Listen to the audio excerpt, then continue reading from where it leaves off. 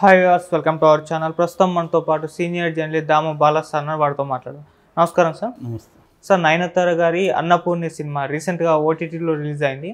అయితే ఈ సినిమా పైన ఒక వివాదం నడుస్తుంది సార్. అదేంటంటే ఈ సినిమాలో హిందువుల్ని కించపరిచే విధంగా ఉంది అని చెప్పేసి కేసు కూడా ఫైల్ చేశారు. మరి ఏముంది సార్ ఎంతగా ఈ సినిమాలో?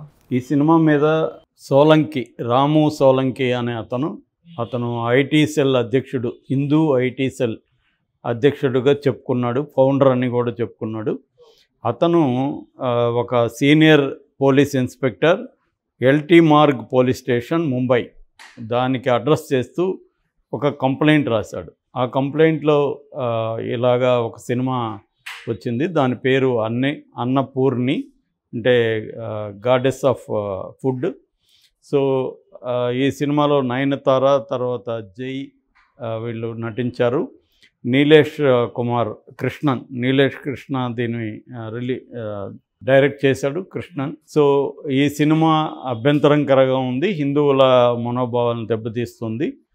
ఈ నెల 22వ తేదీ అక్కడ ప్రాణప్రతిష్ఠ జరుగుతుంది అయోధ్యలో, రామ మందిరంలో. ఈ కాంటెక్స్ట్లో ఇతను హిందువుల మనోభావాలను దెబ్బతీయడానికి డైరెక్టరు కుట్ర బన్నీ ఈ సినిమా తీశారు. దీంట్లో ఈ కుట్రలో భాగంగా జీ స్టూడియోస్, తర్వాత నెట్ఫ్లిక్స్, నయనతార వీళ్ళందరూ భాగమయ్యారు అని చెప్పాడు. దాంట్లో అబ్జెక్షనబుల్గా ఉన్నవి ఆయన ప్రధానంగా 4 అంశాలని పేర్కొన్నాడు. అందులో ఒకటి, హిందూ పూజారి కూతురు బిర్యానీ వండడం కోసం నమాజ్ చేస్తుంది అనేది అబ్జెక్షన్ నెంబర్ 1. నెంబర్ 2, ఇందులో లవ్ జిహాద్ని చూపించారు అనేది నెంబర్ 2. మూడోది, ఫర్హాన్ అంటే జై క్యారెక్టర్, ఫర్హాన్ మాంసం తినమని ఆ అమ్మాయిని పెర్సువేట్ చేస్తాడు, ఒప్పిస్తాడు. దానికి ఏం చెప్తాడంటే, రాముడు కూడా మాంసం తిన్నాడు కదా, నువ్వు తింటే తప్పేముందని ఒప్పిస్తాడు. తర్వాత ఆ అమ్మాయి వాళ్ళ నాన్న పూజారిగా ఉంటూ ఆయన సంధ్య వారుస్తూ ఉంటాడు. ఇంకోవైపు ఏమో వాళ్ళ భార్య జపమాల పట్టుకొని ఉంటుంది. దాని ఇంటర్కట్లో కూతురు మాంసం తినే షాట్లు వేశాడు. అది క్లియర్గా బ్రాహ్మణ సంస్కృతిని అవమానించడం అనేది ఆయన చెప్పాడు. 4వ పాయింట్, పూజారి కూతురు ఒక ముస్లింని ప్రేమిస్తుంది, మాంసం తింటుంది, రంజాన్కి వెళ్తుంది, నమాజ్ చేస్తుంది, ఇవన్నీ చూపించారు. అంటే క్లియర్గా ఈ 4 అంశాలని ఆయన పేర్కొన్నాడు. ఈ 4 అంశాలతో పాటు మొత్తం సినిమాలో ఈ అమ్మాయి ఒక పూజారి కూతురు ఇలాగా ముస్లిం అమ్మాయిని లవ్ చేయడం, అబ్బాయిని లవ్ చేయడం, ఇదంతా కూడా లవ్ జిహాద్ కిందకి వస్తుందని చెప్పాడు. దీని మీద ఈ కంప్లైంట్ ఎప్పుడైతే వైరల్ అయిందో అతనే ఎక్స్లో కూడా పోస్ట్ చేశాడు. దాంతో మెల్లమెల్లగా ఇతర హిందూ సంఘాలు, తమిళనాడులో ఉన్న రాష్ట్రీయ హిందూ మహాసభ అధ్యక్షుడు వేలు, ఇట్లాంటి వాళ్ళందరూ, అట్లాగే మాజీ శివసేనకు సంబంధించిన వ్యక్తులు, సో వీళ్ళందరూ కూడా దీని మీద వైరల్ చేస్తున్నారు, కోర్టులో కూడా కేసు వేశారు. సో అసలు ఈ కథ ఏంది, ఇదేమన్నా ఎవరు తీని కథ ఇతను తీశాడా, నిజంగా హిందువుల మనోభావాలు కించపరిచే విధంగా ఉందా అనేది మనం చూస్తే, ఈ కథలో ఏంటంటే శ్రీరంగం టెంపుల్లో ఒక పూజారి ఉంటాడు రంగరాజన్, ఆయనకి కూతురు ఈ అమ్మాయి అన్నపూర్ణి. ఆ పూజారి ఎంత భక్తుడు అంటే ఉద్యోగం వచ్చినా కూడా పోడు, నాకు దైవ సన్నిధి ఇదే గొప్ప అనుకుంటాడు. సో అతను ఈ అమ్మాయిని MBA చేయమని చెప్తాడు. అయితే అతను ఏంటంటే ఆ గుళ్ళో ప్రసాదం వండి పెట్టే డ్యూటీ కూడా అతనికి పడుతుంది, అతను చాలా బాగా చేస్తాడు. దాంతో కూతురు అంటే చాలా ఇష్టం, కూతురికి కూడా ఆయన అంటే చాలా ఇష్టం. సో ఆ ప్రసాదం చేయడం అవన్నీ చూసి ఈ అమ్మాయి కూడా తను కూడా ఇలాగా చేయాలి, తను ఒక పెద్ద చెఫ్ అవ్వాలి అని అనుకుంటుంది.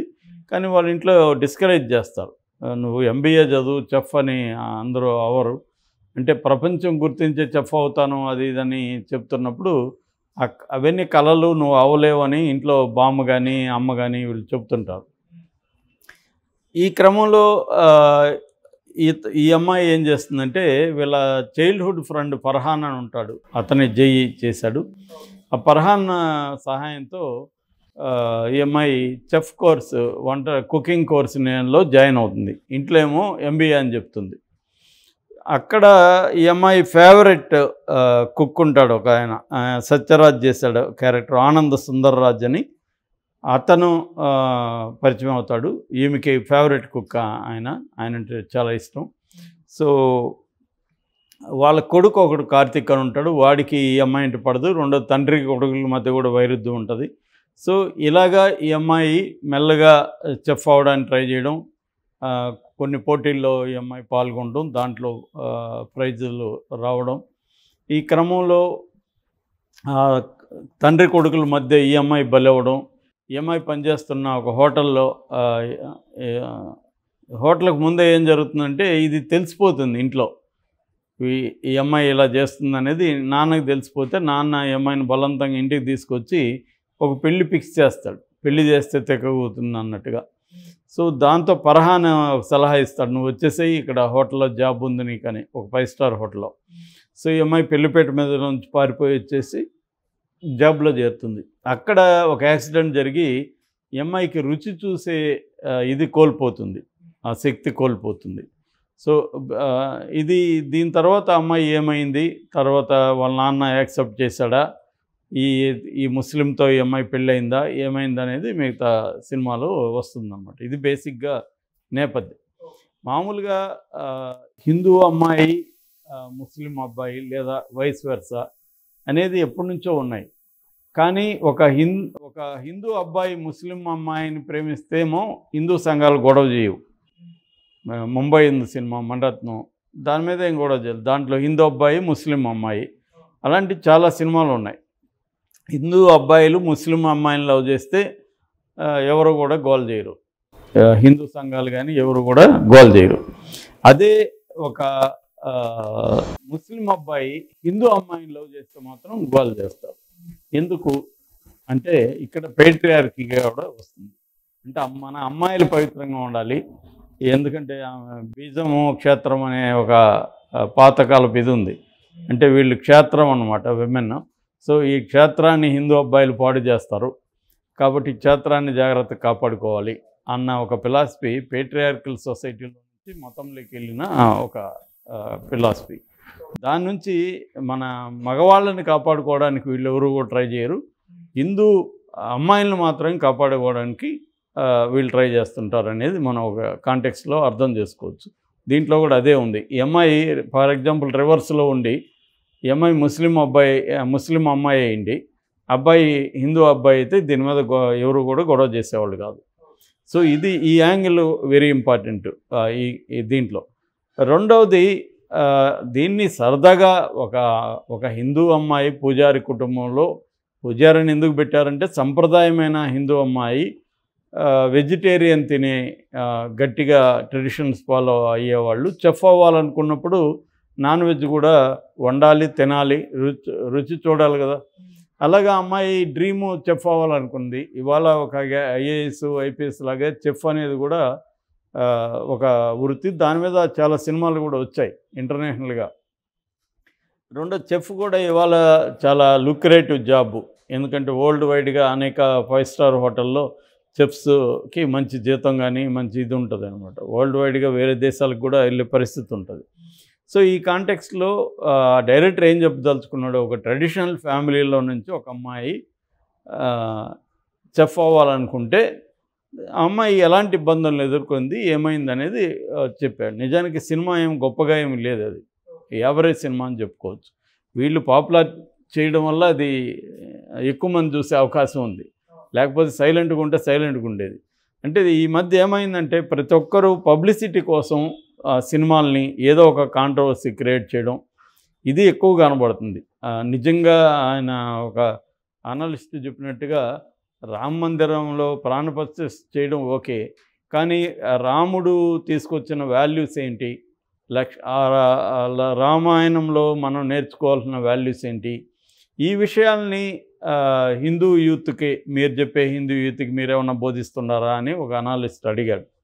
అందులో వాస్తవం ఉంది. అంటే వీళ్ళు ఏంటంటే దీన్ని ఒక మతాన్ని రాజకీయాలకు వాడుకుందామని ఇంట్రెస్ట్ తప్ప, నిజంగా ఆ గ్రంథాలని పరిచయం చేసి రామాయణం మనకి భారతం ఈ రెండు కూడా గొప్ప ఎపిక్స్. ఆ ఎపిక్స్ని పరిచయం చేసి ఆ ఎపిక్స్ నుంచి మన లైఫ్కి ఏం నేర్చుకోవాలి, మన జీవితంలో ఏం ఉపయోగపడుతుంది అనే యాంగిల్లో చెప్పడం అనేది తక్కువ ఇది. సో నిజంగా వీళ్ళకి అంత నమ్మకం ఉంటే హిందూ మతం మీద, రామాయణం రాముడి మీద, ఆ రామాయణం రాముడు జీవితంలో నుంచి ఏం నేర్చుకోవాలి, ఆ టెక్స్ట్ని సులభంగా ప్రజల్లోకి వివిధ రూపాల్లో తీసుకెళ్ళడం, అవి చేయొచ్చు. అవి చేయడం కంటే కూడా వివాదాలని క్రియేట్ చేయడం, ఇటువంటి సినిమాలు మామూలుగా అయితే ఈ సినిమా ఎవరు పెద్దగా పట్టించుకునేవాళ్ళు కాదు. నయనతార చేసింది కాబట్టి ఎంతో కొంత ఇదైంది. సో మిగతా క్యారెక్టర్లు కానీ గొప్పగా ఏం లేవు. ఇది వెరీ వెరీ సింపుల్ స్టోరీ. దీంట్లో అన్నీ ప్రెడిక్టబుల్గా ఉన్నాయి. గొప్ప కథ, గొప్ప ట్విస్టులు ఏం లేవు. చిన్న విలన్ క్యారెక్టర్ లాగా అతన్ని చేశారు, అంతకంటే ఈమెకి పెద్ద కాన్ఫ్లిక్ట్ లేవు. ఇటువంటివి పూజారి కొడుకులు ఏమయ్యారు అనేది మన ఆకలి రాజ్యం నుంచి చూస్తున్నాం కాన్ఫ్లిక్ట్ అనేది. రెండవది ఏంటంటే ఇవాళ బ్రాహ్మణులు మాంసాలు తినరని నా ఫ్రెండ్సే 10 మంది దాకా ఉంటారు తినేవాళ్ళు. చాలామంది తింటున్నారు. అదేమి ఇది ఎవరి వ్యక్తిగత ఇది అనమాట ఇవాళ ఇష్టాలు.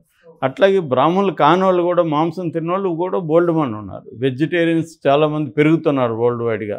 అట్లాగే వ్యాగన్స్ అంటారు. వ్యాగన్ అంటే పాలు కూడా తాగరు వాళ్ళు, ఎందుకంటే జంతువు నుంచి వచ్చే ఏది కూడా వాళ్ళు తీసుకోరు. ఆ వ్యాగనిజం కూడా వరల్డ్ వైడ్ పెరుగుతుంది. అంటే నిజానికి ఆరోగ్యపరంగా తీసుకున్నప్పుడు వ్యాగనిజం కానీ వెజిటేరియనిజం కానీ మంచిదనేది ఎక్కువ మంది చెబుతారు. కానీ అఫోర్డబిలిటీ ఫుడ్ అనే దగ్గరికి వచ్చేసరికి నాన్ వెజ్ అనేది ముఖ్యంగా మనలాంటి పేద దేశాల్లో నాన్ వెజ్ లేకపోతే ప్రోటీన్ అనేది ఇంకా వెజిటేరియన్ ప్రోటీన్ అనేది కాస్ట్లీ, నాన్ వెజ్ దాంతో పోల్చినప్పుడు చీపు. అందుకని ఆహారం తింటున్నారంటే దానికి అది తరతరాలుగా ఉండే అనేక అంశాలు ఆహారాన్ని డిసైడ్ చేస్తాయి. సో ఈ ఆహారం చుట్టూ ఒక పాలిటిక్స్ని క్రియేట్ చేసి దీన్ని మనుషుల మధ్య ఇచ్చేసి మళ్ళీ ఇంతకీ పెద్ద పెద్ద బీఫ్ వ్యాపారాలు బీజేపీలో పనిచేసే వాళ్ళకు ఉన్నాయన్న ఇది కూడా చాలామంది బయట పెట్టారు.